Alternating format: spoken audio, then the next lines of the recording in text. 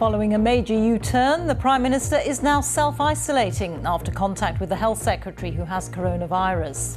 Downing Street had initially said that he and the Chancellor would go on working as part of a daily testing pilot scheme, prompting condemnation from Labour. Hundreds of thousands of people are having to self-isolate because of the Prime Minister's reckless decisions.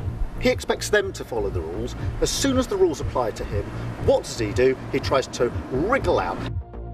We did look briefly at the idea of us taking part in the pilot scheme, which allows people to test daily, but I think it's far more important that everybody sticks to the same rules. We'll be asking what the government's handling of this might do to public confidence as England prepares to drop most legal COVID restrictions in a matter of hours. Also on the programme, more rain and flooding hits Western Europe. Germany's Chancellor Angela Merkel calls the devastation surreal. Feelings run high in Tokyo with protests against the Olympic Games as athletes and staff test positive for COVID. Hamilton's going to try again, this time on the inside And Lewis Hamilton wins the British Grand Prix after putting rival Max Verstappen out of the race on the very first lap.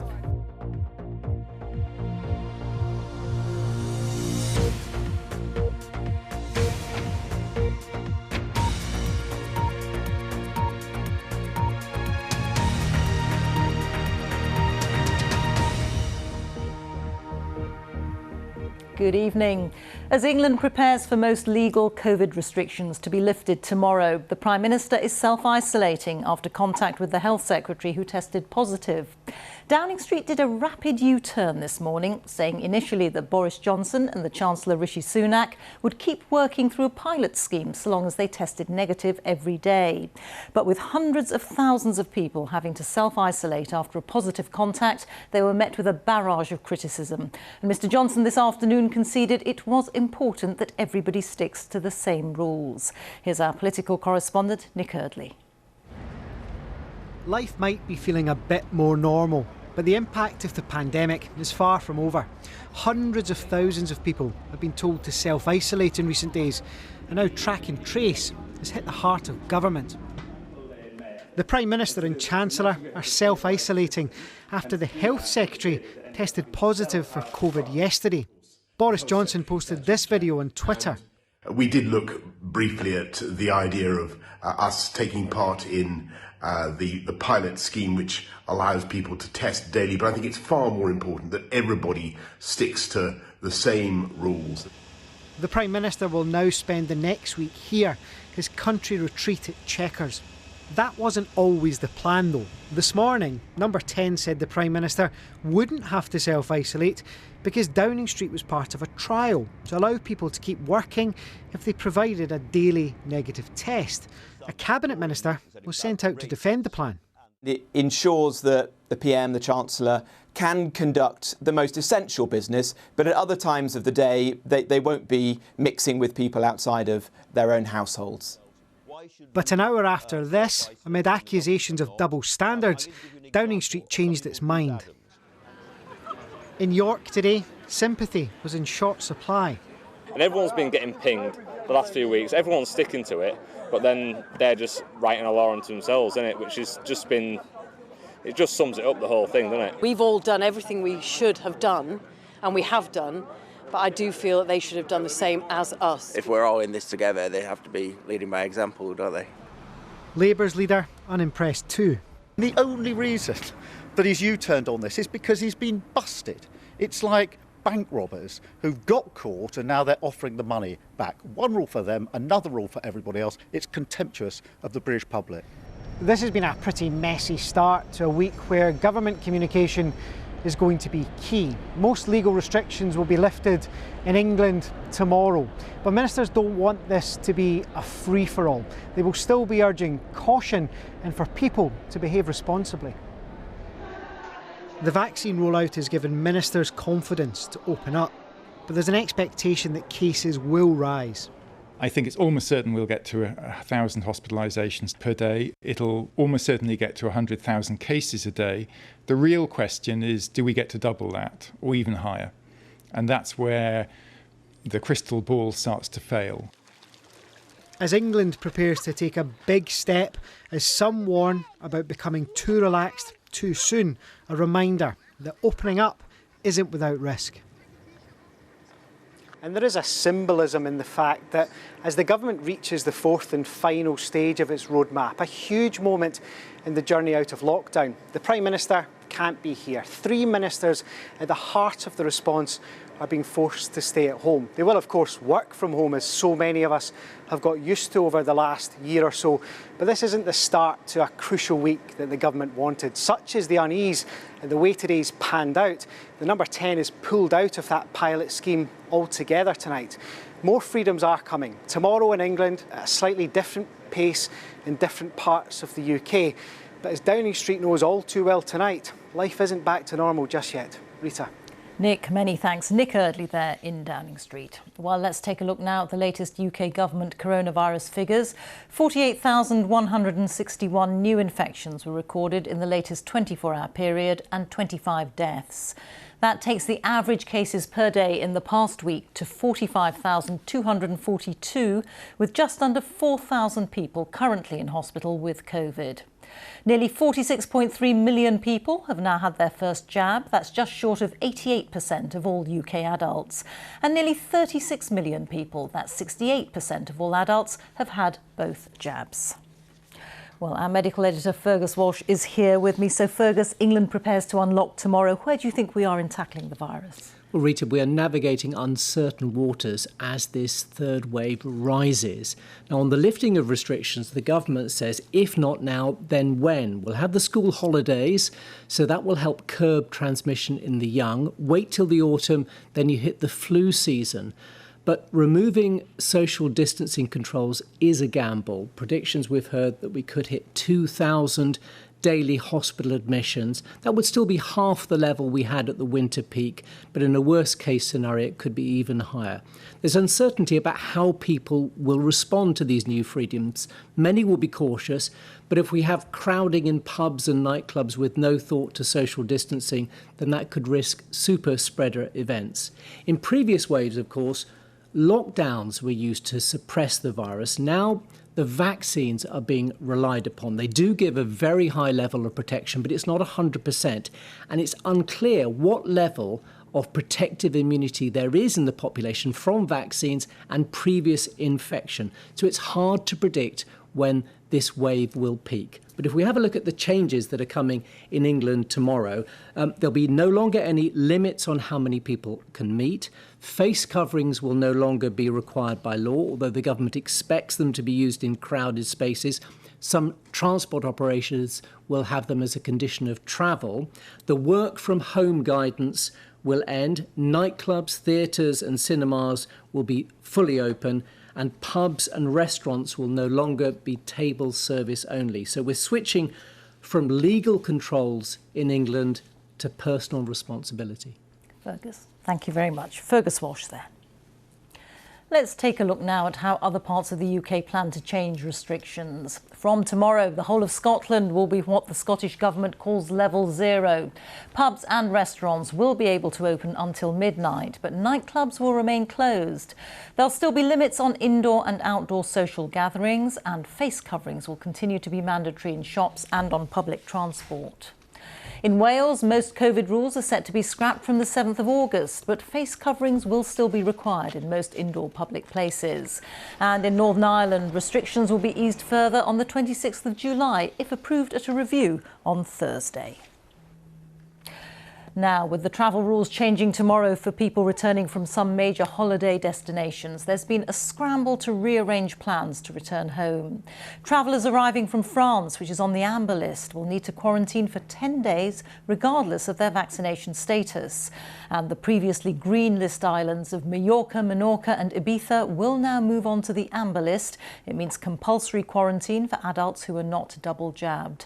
Our Europe correspondent Nick Beak is on Ibiza and reports now on the impact on holidaymakers there. It was fun while it lasted. Their stay on Party Island is ending sooner than expected. A final drink before heading back to the UK to beat the latest quarantine rule change. and we have to pay for an extra flight, miss 2 days holiday just to come home Sunday, so we can go to work and we can live our lives as normal. And what do you think about that? I'm not happy. I'd rather be here for 2 more days. I've had a great time. Ibiza's great. I'd rather be here all week, but what can you do, eh? In the old days in Ibiza, they'd be queuing for the clubs. These days, it's for a COVID test to get home. Nearly all the young British tourists we met have only been given their first jab, and so have had to act fast to avoid 10 days in isolation when they return.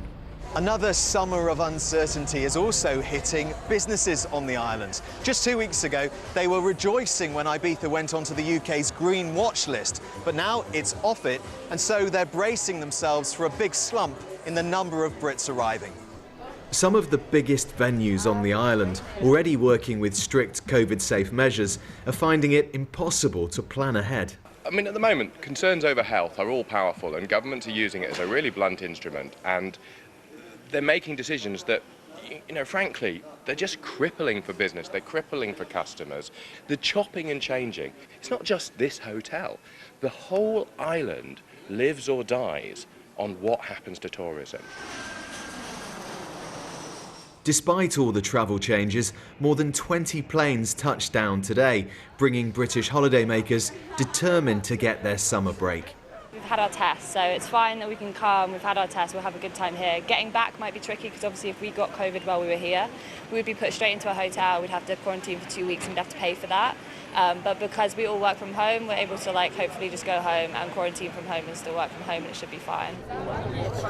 But new arrivals will find that COVID cases are also on the rise in the Balearics.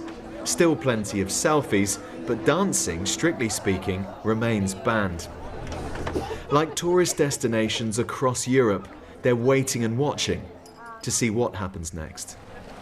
Nick Beak, BBC News, Ibiza. Marks and Spencer says it may shorten opening hours because the number of staff being pinged by the NHS app is, in its words, growing exponentially. Morrisons says it's also seeing a rise in notifications, but it has controls in place to allow all of its stores to remain open. The German Chancellor Angela Merkel has expressed shock at what she called surreal destruction caused by flash flooding on a visit to one of the worst-hit towns, Schult, in the west of Germany. At least 184 people have died in Germany and Belgium. There's still heavy rain across the region, and it's now focused on parts of southern Germany and Austria. With more, here's our Europe correspondent, Jenny Hill. We really need help here, she says. And outside the village shop, you can see why. As in so many other parts of Western Germany, people in the town of Bad Münstereifel still can't quite believe what happened. We met Gertrude here. Volunteers had brought food, water. She told us she spent the night alone, upstairs, as water flooded into her house.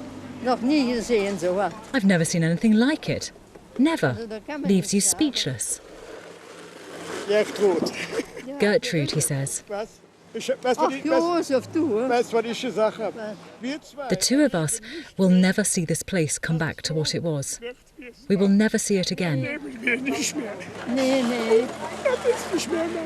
It's no longer my home. It's terrible. Earlier, Angela Merkel came to see for herself. This is the town of Schult, where whole houses were destroyed. It's shocking. I'm tempted to say the German language has no words to describe the destruction that's occurred here. But I could also see huge comfort in the way people have come together to help each other. The water's subsiding in Western Germany, but overnight, more flooding in other parts of the country. High water in Bavaria, Saxony. In Austria too, towns, cities deluged. In Bad Münstereifel, they're doing their best to clear up. People have lost their lives, their houses, there are no more roads. But there's huge solidarity. They're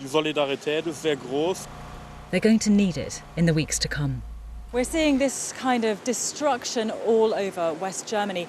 And what's particularly hard for people in places like this to bear is that it could be weeks, maybe months, before they get back electricity, connection. In one part of the region, the authorities are saying that gas for heating and hot water won't be back until well into the autumn. Germany is mourning its dead. For the survivors, this ordeal is far from over. Jenny Hill, BBC News, Bad Münstereifel. It's just days before the opening of the Tokyo Olympics, and a growing number of athletes and officials have tested COVID positive or been forced to self-isolate. In the Olympic Village, 2 players and a coach for the South Africa men's football team have the virus, and 6 Team GB athletes and 2 staff members are also isolating at their training camp after a person tested positive on their flight to Japan. Despite the worsening COVID situation in the city and widespread public opposition to the Games, the Governor of Tokyo has told the BBC it would have been worse to cancel. From Tokyo, Rupert Wingfield-Hayes reports. With 5 days to go, the anti-Olympic protests are not going away. This one is outside the hotel where IOC President Thomas Bach is staying. Their message to him is pretty blunt. Over at the Olympic Village, 3 COVID cases have now been confirmed. Across the city, 1,400 new cases on Saturday. Despite this, when I sat down with the governor of Tokyo, she told me the Games must go ahead. I believe that not holding the Olympics is even sadder than holding it during these dire times. I do not want to show the world that we have lost to COVID-19. There's still meaning in holding the Olympics in Tokyo despite the current situation. This was Wembley Stadium in London a week ago. But with just 20% of Japanese vaccinated, there will be no scenes like this in Tokyo's Olympic Stadium. Governor Koike concedes if Japan had moved faster on vaccines, things might have been different. I agree. It would have been better. If we had a faster vaccination rollout, we may have been able to have spectators at the Olympics. But the speed of vaccine rollout has now increased immensely. Not fast enough. This is Kyoto, Japan's ancient capital and #1 tourist site. By now, this place should have been thronged with hordes of tourists from all over the world. For Japan, that was to be the big payoff. Invest billions and billions in hosting the Olympics, and then millions of travellers will come from all over the world to your great cultural institutions, spending lots of money. As you can see, there's nobody here. Shop owners here have seen sales fall by more than 90%. It is the government's fault. Look at the other countries like the UK and Taiwan. They seem to be doing well. But look at Japan. I cannot believe we call ourselves a developed country. Back in Tokyo, hundreds of athletes are now arriving each day. It's now clear that some of them will be carrying COVID.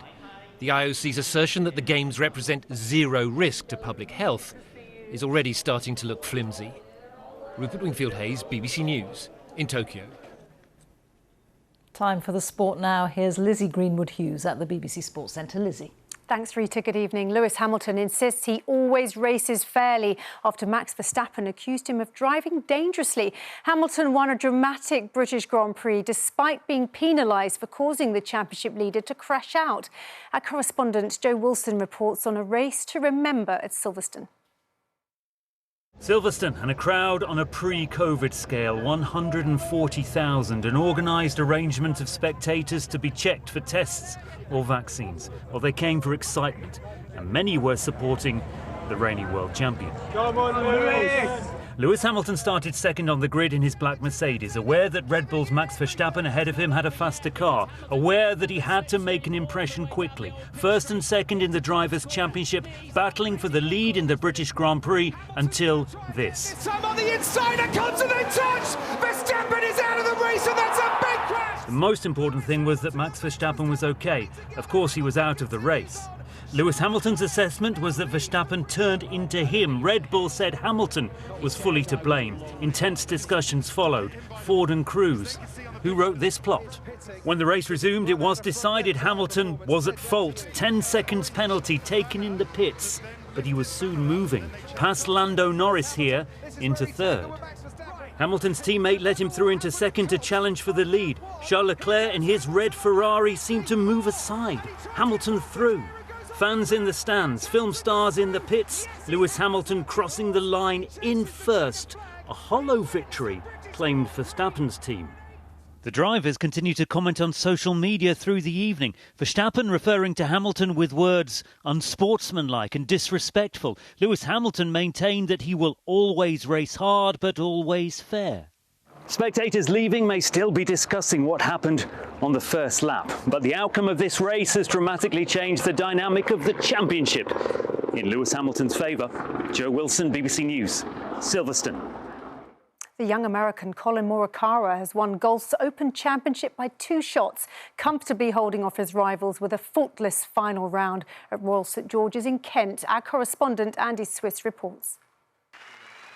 Debuts just don't get any better. Most golfers spend their entire career trying to win the Open, but Colin Morikawa proved he's not most golfers. He began the day 1 behind Louis Oosthuizen. Oh, this is spectacular. But didn't stay there long. A breathtaking run of birdies, and by halfway he was 4 shots clear. Oh, he has. A victory procession? Not quite, as Jordan Spieth made a charge and closed the gap to just 1. Oh yeah. But while this might be Morikawa's first Open, his composure never wavered, and he once again eased clear. Hopes of a British challenge didn't quite materialise. Scotland's Robert McIntyre the best of the bunch after another fine round. What a shot. Go on. But no one could stop Morikawa, as after being cheered down the final hole, he tapped in for triumph. It's a royal performance. Open champion at just 24, and after last year's championship was cancelled, he said the fans had made it all the sweeter. This is by far one of the best moments of my life. To see everyone out here, look at all these fans. Let's hear it for you guys. You guys have been amazing. Well, this has been an Open of glorious conditions and some equally glorious golf. And it's ended with victory for one of the sport's newest and brightest stars. Andy Swiss, BBC News, Sandwich. England's cricketers have levelled their T20 series with Pakistan at 1-1, with a game left to play. After setting a total of 201 at Headingley, England's spin bowlers then stifled Pakistan's reply, and they were all out for 155. The deciding match is on Tuesday. And that's all the sport. Back to you, Reeta. Thank you, Lizzie. There's more throughout the evening on the BBC News channel, now on BBC One. It's time for the news where you are. Good night.